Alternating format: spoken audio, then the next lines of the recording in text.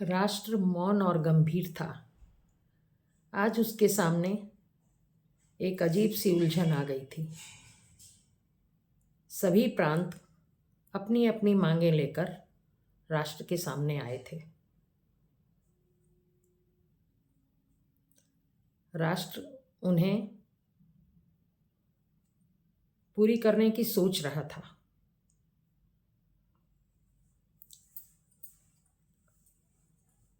उसने थोड़ी देर बाद निस्तब्धता को तोड़ते हुए कहना शुरू किया कि आप लोग अपनी मांगों पर ध्यान दीजिए। ये कैसी मांगे हैं मुझे समझ में नहीं आता। सभी प्रांतों ने कहा कि कोई अजीब मांगे नहीं हैं, ये जनता की मांगे हैं। और जब लोकतांत्रिक शासन पद्धति है तो जनता की मांगों को ही सर्वोपरि समझा जाता है। जनता ने ये मांगे की हैं और इसे पूरा करना आपका कर्तव्य है। हमें आशा है आप विवेकपूर्ण ढंग से इन मांगों पर विचार करके और इन्हें पूरा करेंगे। राष्ट्र ने कहा, विवेकपूर्ण से एक बात याद आई। एक बार शरीर के सभी अंगों में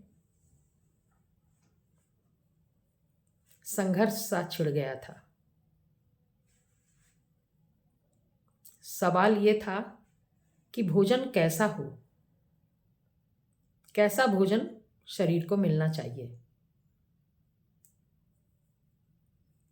सभी अंग अपनी मांगें लेकर मस्तिष्क के सामने आए। जीभ ने कहा कि भोजन तो बहुत चटपटा, स्वादिष्ट और मसालेदार होना चाहिए। दांतों का भी ऐसा ही कहना था। किंतु पेट की मांग थी कि भोजन सरल, सुस्वादु और सादा होना चाहिए, जिससे कि शरीर के किसी भी अंग को परेशानी ना हो। जीभ अपनी जिद पर अटल थी।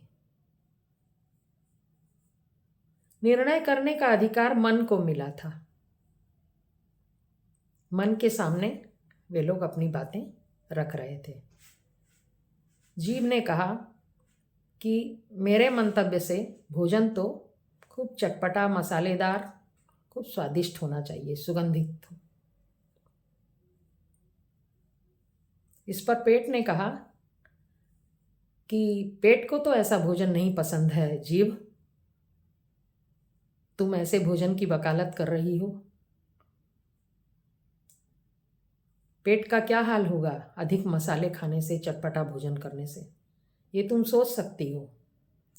इस पर जीभ ने नाक से कहा, क्यों नाक, तुम्हें भी तो ऐसा ही भोजन पसंद है जो मुझे पसंद है। फिर मेरे साथ क्यों नहीं बोलते हो? मैं अकेली बोल रही हूं। तुम्हें भी तो खुशबूदार, सुगंधित, बहुत सौंधी खुशबू पसंद है।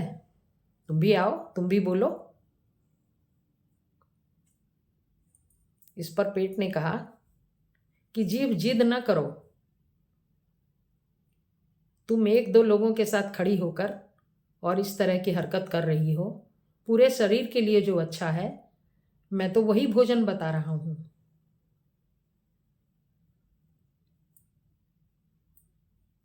इस पर मन सोच समझकर बोला कि ठीक है, मैं सभी की तरफ ध्यान देकर बोल रहा हूं कि भोजन सादा और सुस्वादु भी होना चाहिए और चटपटा भी होना चाहिए। तो ये तो दो तरह की बात हो गई। चटपटा होगा तो मसालेदार ज़्यादा होगा।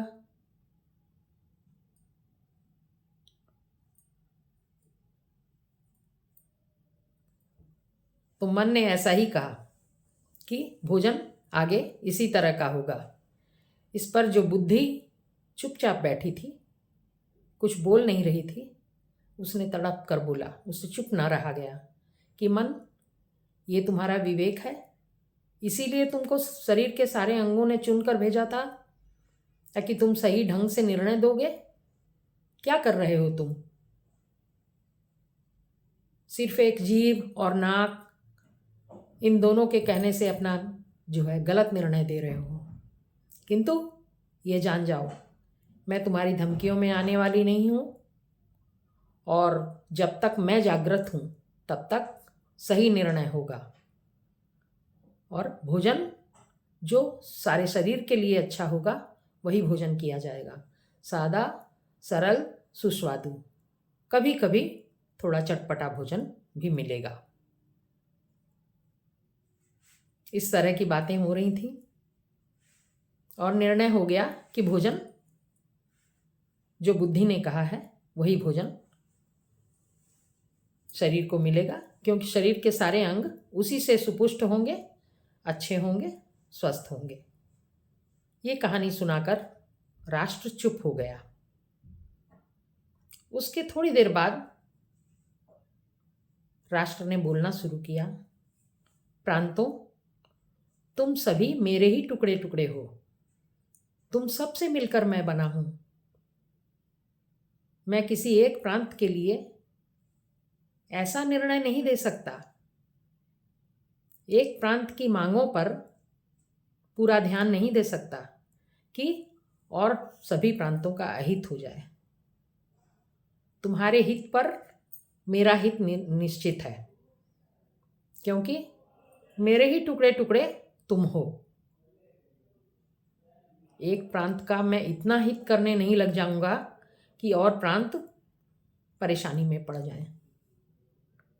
ऐसी मांगे मत धरो, मांगों को खूब सोच समझकर मनवाने की चेष्टा करो, जिससे कि सबका हित हो। तुम सभी भाई भाई हो, तुम सभी एक दूसरे के अपने हो, सबके हित का ख्याल रखो, तभी राष्ट्र का हित होगा, तभी तुम सभी का हित होगा। तुम कैसे सुरक्षित रहोगे? जब तुम्हारे बगल वाला प्रांत सुरक्षित होगा, तुम्हारे और राष्ट्र के सारे प्रांत जो हैं सुरक्षित होंगे। तुम अकेले नहीं हो, तुम सबका हित समग्र हित है, सबका मिला जुला कर। एक का हित होगा तब दूसरे का हित होगा। तुम अपनी मांगों पर ख्याल रखो और खूब अच्छी तरह से सोच समझकर मेरे सामने मांगे लाओ, तो मैं उन पर विवेकपूर्ण निर्णय दूंगा। इसके बाद राष्ट्र मौन हो गया। इसके बाद प्रांतों ने क्या विचार किया, ये तो भविष्य ही बतलाएगा।